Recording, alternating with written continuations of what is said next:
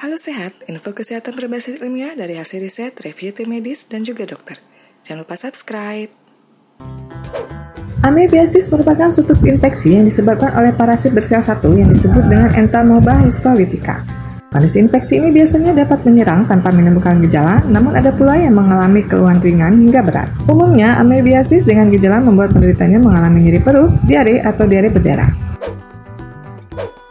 Penyebab utama amebiasis adalah parasit bersel 1 Entamoeba histolytica. Namun, selain itu, terdapat beberapa faktor lain yang mampu meningkatkan risiko terkena amebiasis, yaitu orang-orang yang tinggal di wilayah tropis, orang-orang yang tinggal di daerah dengan kondisi kebersihan yang rendah, imigran dari negara tropis yang memiliki tingkat kebersihan rendah, orang-orang yang berwisata ke wilayah tropis dengan tingkat kebersihan rendah, laki-laki yang melakukan hubungan intim dengan laki-laki karena umumnya melakukan hubungan intim secara anal, orang-orang yang tinggal di institusi dengan kondisi sanitasi buruk.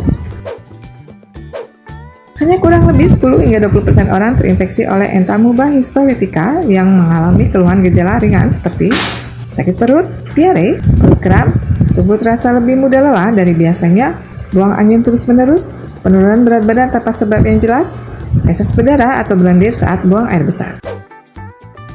Penyakit ini biasanya tidak sampai pada bentuk yang berat, asalkan segera ditangani dengan baik begitu mencurigai adanya amebiasis. Komplikasi yang bisa timbul akibat tidak tertanganinya amebiasis dengan baik diantaranya gangguan hati atau amebiasis hati, ataupun perdarahan pada usus.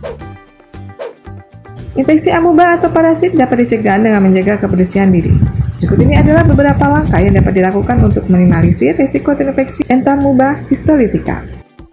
Saat berwisata, selalu minum air bersih, terutama air dari botol kemasan yang terpercaya dan masih tersegel. Minum selalu air yang matang, setidaknya bila mengambil air dari keran, rebuslah selama kurang lebih 1 menit. Minum minuman soda atau minuman berkarbonasi dari kemasan yang masih tersegel. Selalu mencuci tangan dengan menggunakan air bersih beserta sabun. Makanlah makanan yang matang, baik daging maupun sayuran.